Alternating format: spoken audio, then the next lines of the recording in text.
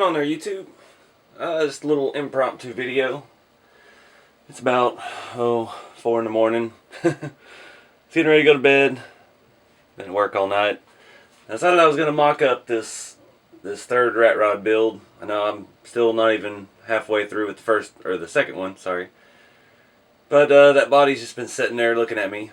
If you didn't see that body, you can get through Nightcrawler's 3D on. You can find him on Facebook. He is started printing those pretty regularly, and it's perfect size, excellent looking body. But I'm just kind of looking at ways to build around it now. I've been toying with lots and lots of different ideas. I'm looking at maybe using my old bruiser frame that I just picked up, and maybe the bruiser axles, but all the bruiser stuff carries with it its own issues, so I'm not sure yet. I keep getting the idea to make some kind of wild 4x4 low slung droop setup type rat rod crawler, but I don't think my skills are there yet. I need to just on the second one back there, this is the first one I've done my frame on completely from scratch. The original guy in the back was a modified bruiser setup. Lots of hacking. I taped the body together. The hood and the grill are separate, and just to get the look, I love the way that looks. I think I don't know. I try to learn something new with every one of these builds. So the second one, I started with the scale engine and fabbing the chassis, trying to make my own kind of my own type of suspension that's going to work and look more realistic than it did on the first one. The first one was extensive suspension setup, but it's all hidden and tucked away, so kind of wanted it to be more exposed on the second one. The third one here, I'm leaning more towards a concealed setup. I don't think I want to have an exposed engine at all. I'm not going to try to hide the fact that it's RC. I'm not going to go out of my way to add scale stuff like I did on the second one with the motor and all that. I want to run the hood. I want it to all be closed up. I want it to actually run really well. So I think it's going to be just another step in the evolution of my process of streamlining the chassis, trying to make everything smaller, make everything function. Don't know yet about suspensions or anything. Like I said, I'm leaning away from the bruiser axle. I think it's just going to be too involved. So we'll probably run a Yoda 2 like I've been running on the others. I do have another solid front axle already for the 1 centimeter drop axle, all CNC aluminum. Got that for this build already. So we'll just have to cross that bridge when we get there. But this video, I just wanted to show you a little bit of my process as far as designing your custom frame. I may do something similar like I did on the last one, using the 1/4 inch square or 1/2 inch square tubing. It was very time consuming and messy trying to cut that in half with a Dremel. My bandsaw won't cut that metal. That's a little too thick for my bandsaw. But I'm not doing anything yet. I'm just trying to get a rough profile. So in this video, I'm going to show you my processes and how I get to that point. Okay, so I've got my tires mocked up roughly the wheelbase I like. Thinking about that, I need to have enough room in the back side of the body to clear the pumpkin and maybe have a little bit of room for suspension on the back side of the axle. Maybe I'll put my shocks there. I don't know yet. But right now my center line is roughly here, looking down at the body. So that will give me more than enough room. That leaves me nearly an inch of space behind the axle to add shocks and things if I need to. Like this being as chopped as it is, it probably won't be any or much interior at all. And my front axle, my center line is behind the hood, behind the grill, maybe 1/4 inch. And it's going to be a little tighter clearance up there, but I think it looks better further out. I don't want to do way out in front like like I did on the other build. I don't think that looks right with this type of body. I think it looks better back just a little. I can get that to stay now. So that's kind of the wheelbase I'm looking at. And again, it will look a little different. This one, I'm not planning on any adjustable suspension. I don't know what, I can't speak for the future or what that holds for this build, but I think I see this as like an F1 style chassis. Like I don't know, like I could just throw this body on a Tamiya IndyCar or something and just enjoy that type of speed, but it's not going to give me the scale looks that I need, and not going to allow me to use the larger tire that I need. Wheels and tires are just, I've got these. I posted a picture on Instagram of some of these slicks on there on the back, but I don't have a good front tire to go with it. And even cars, motorcycles, anything, I'm a big fan of the same size front tire. I don't know why it just kind of stands out to me. I like it a lot. It's different. I'm not a fan of the little skinny tires up front and giant tires in the rear. It's a little too old school for my taste, but to each their own. Like I said before, there's no right or wrong way to do this stuff. It's whatever you like, whatever you want to do, and I'm going to do what I want to do. So, I've got this piece of cardboard. I've cut it the length of the body, and I'm going to go ahead and draw out a frame on it, just estimating where I need things to be. Starting with the rear, I've got to allow enough clearance up and down for my axle. That's one of the issues I'm having with the second rat rod back there, is I made the step in the rear too high. So now I'm trying to mount my bed, or my bed sides on there, and it looks alright, but I think I'm going to have to break down and cut the frame down and weld it back together. I think it's a little too high. It needs to come down maybe 3/4 of an inch, ½ inch. So this one, I'm going to plan for that, just like I did from the first to the second. We're learning from our mistakes and correcting them as we go. I'm going to do this one a lot different than I did the last one. So I'm going to go ahead and one thing I'm going to do, that line right here, this is the side of the cardboard I did not cut. That's going to be ground. So put my tire in front of it. I know where my axle is roughly going to be, so I know I need to come at least yay high to clear the center line of the wheel. So I'm going to do some marks on here, and we'll check it out. Okay, so first thing I did was mark my wheelbase, center to center. I got something stuck on my lip. So that way, as I take my tires off and on and move them around, I don't lose the original wheelbase that I had set. So the next thing I'm going to do, my rear, I'm going to move that just a hair down past the ground line, because I want just a little bit of ground clearance, not a whole lot. And I'm just going to, I always just kind of eyeball stuff. I've got a good knack for it. So if you're more precise, you can whoop out the caliper and start measuring in millimeters and doing that. I don't use the caliper as much as I should. So I'm going to roughly mark my center line of my axle here, front to back. So now I'm going to look at that's the center of my wheelbase.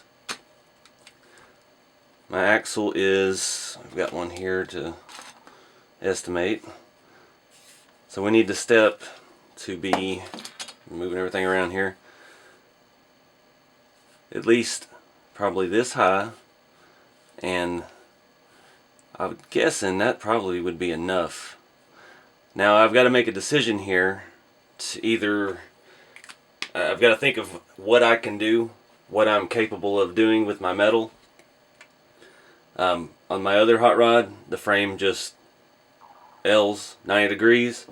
It would look cooler to have it angle back, so the chassis would come across the bottom and then angle up and then back. But I don't think that's going to be a little more intricate to build, depending on what kind of metal I end up using. If I do the same kind of steel, where I make the chassis as one piece and then cut it in half, it affords me a lot more ability as far as angles and things go. So I'm not sure yet how I want to do that. Let me look. I'm gonna put my tire back up there. It's a lot of it for me is staring, looking at it, thinking. If I was gonna do like an interior, you could angle the chassis like the way the first rat rod did, and that would be your seat back right against the chassis. That might be handy. Because you still will be able to see a little bit in there, so, you know, making a seat, covering it in some fabric might look cool, looking in the window. So I'm going to go ahead and go with that. Let me get my straight edge, if I can find it. There it is. And so I'm going to set my height. That's the center line. I'm going to put it right here where my second mark was. And I'm going to go ahead and draw that as the... I gotta think too, the thickness of the axle. So that's the center. So that should be the bottom. So we're gonna make the bottom of the rail right about there. So I'm just gonna do a rough line. Make sure I'm pretty square over here. Alright, so that's gonna be the bottom side of the chassis rail. So that's going to be, it might actually be a little too low. I need to move this bolt out of the way. See, there's a lot of trial and error. I'm not a professional by any means. I've only done this a couple of times. Oh, even fewer times successfully. So, yeah, and I'm going to have to raise it up just a little bit so I have room for suspension travel as well. So, we'll scratch that mark. Where is my other pen? That way we're not covering this thing in Sharpie marks. I'm going to move it up right about there. So that'll be the bottom. That'll be far enough. So now I'm going to go ahead and draw the other half of the axle or the chassis. It's roughly thick enough. Like I said, I always just eyeball stuff. That's probably a little too thick. Oh well. So, what I do know, the bottom is flat with the cardboard, so we'll make that the bottom. And now, got to figure out where I want my front to step up.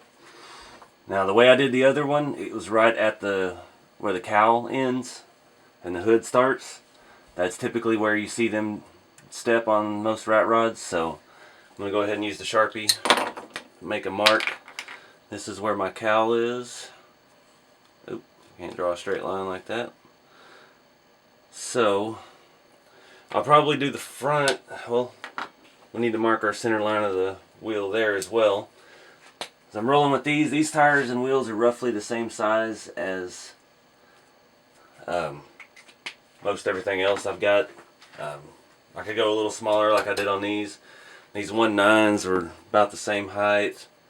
The slicks are about the same height, so I feel that's a pretty safe bet to roll with right now.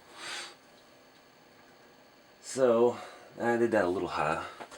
Sorry, I can't get directly where I need to because of the camera, so I'm trying to step back and eyeball, and that's better. Okay. So,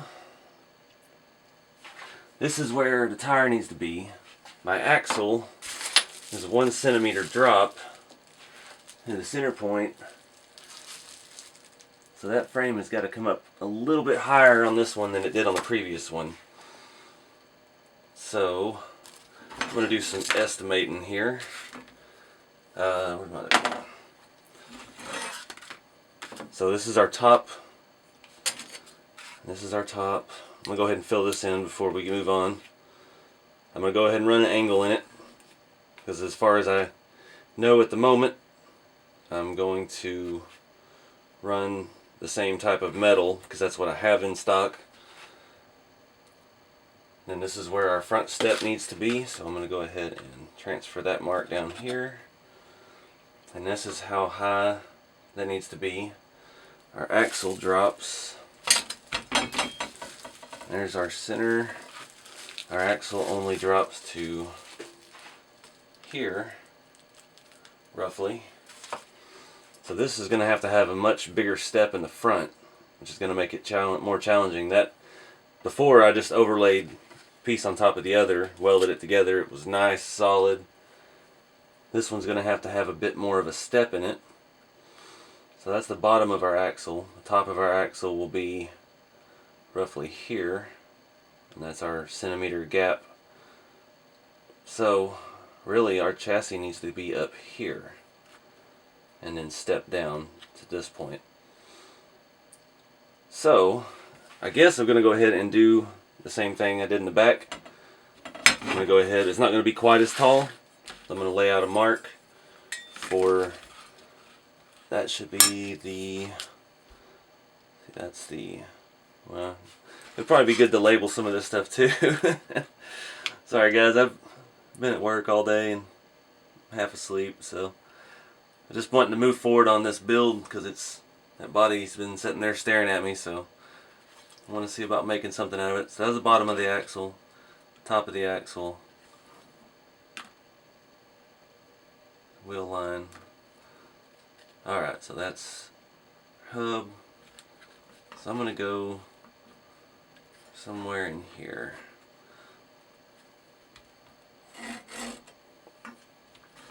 That's the bottom. Top. I may be overdoing this. Let me take a look, do some calculations in my head here real quick before I mess something up. Okay, just double checking.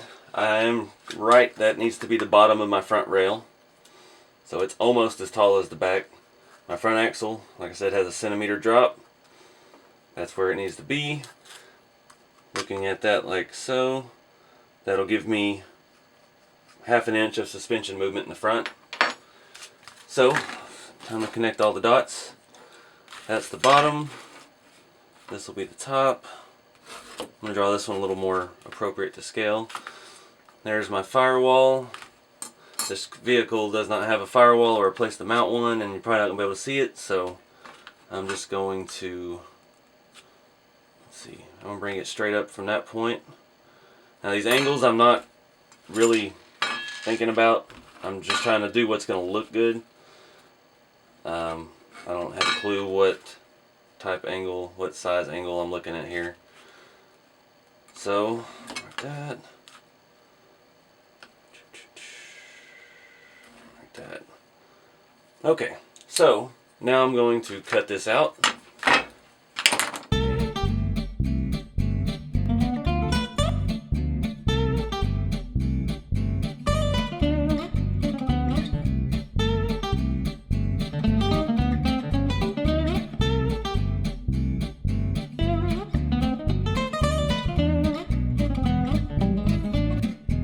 Alright guys, so there it is. Didn't do a very good job of cutting that one out. Cardboard had a lot of tape on it. And it's going to move back just a little bit. It's going to be up off the ground just a little bit. And with the drop from the front axle, we don't have to worry about anything hitting. And that'll give us about a little more than 1/4 inch, not quite 1/2 inch of travel front and back. It's going to put our ride height at about the same.